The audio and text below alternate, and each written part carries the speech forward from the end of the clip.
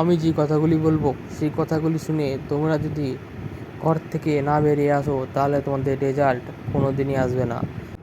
WBSSC group C and group D পরীক্ষার্থীদের জন্য অপেক্ষা যেন শেষই হচ্ছে না।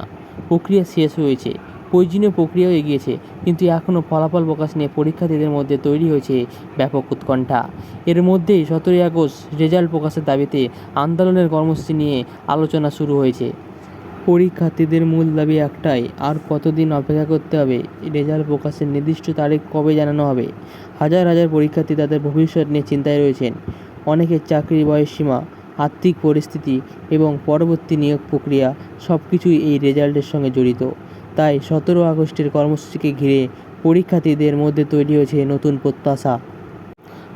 তবে একটা বিষয় পরিষ্কার করে রাখা জরুরি, আন্দোলনের কর্মসূচি বা রেজাল্ট প্রকাশের তারিখ সম্পর্কে চূড়ান্ত তথ্য শুধুমাত্র অফিসিয়াল WBSSC নোটিশ বা সংশ্লিষ্ট কর্তৃপক্ষের ঘোষণাকেই ধরা উচিত। তাহলে কি 17ই আগস্ট আগে রেজাল্ট প্রকাশ হবে, নাকি 17ই আগস্টের আন্দোলনের পরেই নতুন কোনো আপডেট আসবে? এই মুহূর্তে পরীক্ষার্থীদের নজর WBSSCর পরবর্তী সরকারি ঘোষণার দিকে। 17ই আগস্টের মধ্যে কি রেজাল্টের বড় আপডেট আসতে পারে? কমেন্ট আপনার মতামত অবশ্যই জানান। ভিডিওটি WBSSC এর অন্যান্য পরীক্ষার্থীদের কাছে শেয়ার করুন। রেজাল্ট নিয়ে নতুন কোনো সরকারি আপডেট এলে আমরা সেটি যাচাই করে আপনাদের জানাবো।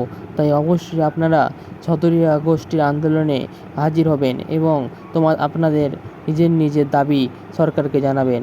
ধন্যবাদ।